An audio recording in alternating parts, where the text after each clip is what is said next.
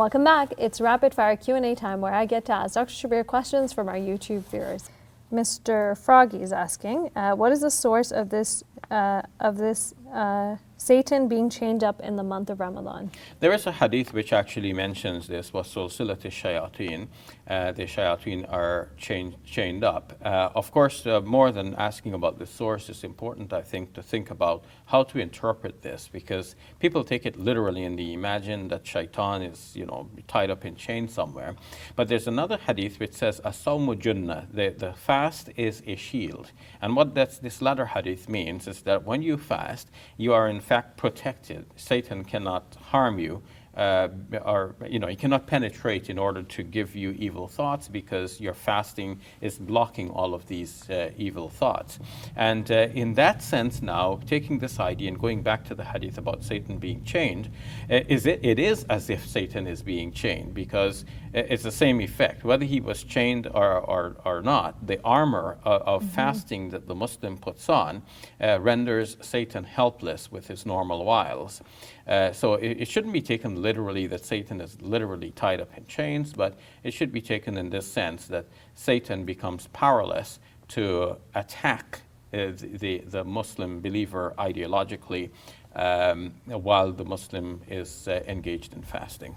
Okay, and there's another question about prayer. Aston Martin 154 is asking, I went to the mall, it's quite far from my place, and I combined the prayers because I'm scared if someone would beat me up if I pray in public. Is that okay?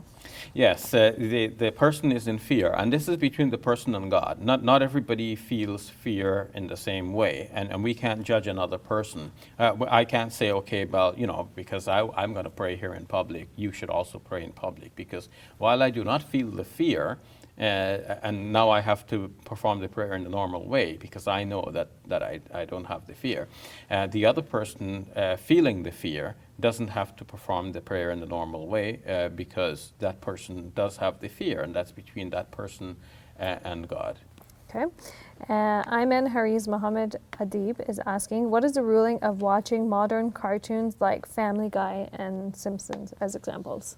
I'm not aware that anyone has actually given a formal fatwa or ruling about this, and I myself am not in a position to give a formal ruling or fatwa about this, but just answering the question because it was asked, one has to evaluate things for oneself. A lot of things that does not depend on putting the question to scholars, because what do Muslim scholars do? We go back to our classical texts and we find the questions which are already answered, and then we say, okay, this question was already answered, here is the answer. But if it's a new question, then by definition it's not answered in our classical texts, and we're not experts in the new questions. We're only, those who have studied the classical books, they're experts in the classical books, but not in these new things because they're not found in the classical books. But what one can say is that the Muslim scholar, being familiar with the classical rulings and the approaches and the various principles and so on of Islam in general, might be in a way better informed to give some educated viewpoint on the new question being asked. That's all. So if we take it in this way, when we look at something like, first of all, the cartoons themselves are not a problem because there has to be a freedom of artistic expression available even to Muslims, and there has to be a room for entertainment. Otherwise, if we don't have legitimate entertainment, if everything is ruled to be haram, impermissible, then everything becomes of the same category, and we can no longer distinguish between the bad and the very bad. So we have to draw lines and say that some things are really totally out of reach for Muslims. You just can't go there, can't touch it with a 10-foot pole. But there are other things which may have some undesirable elements from an Islamic point of view, but you have to render these permissible. You have to consider them permissible. Otherwise, you drive yourself insane trying to avoid everything with every bit of undesirability in them.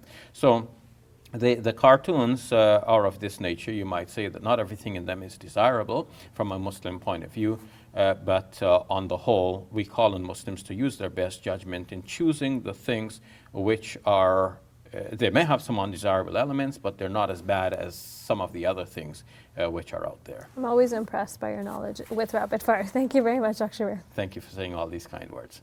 Hey YouTube, we hope you benefited from this video. If you liked it, or if you didn't, let us know in the comments below. And if you're interested in learning more, check out some of our other videos. And don't forget to subscribe so you can get new videos every Monday, Wednesday, and Friday.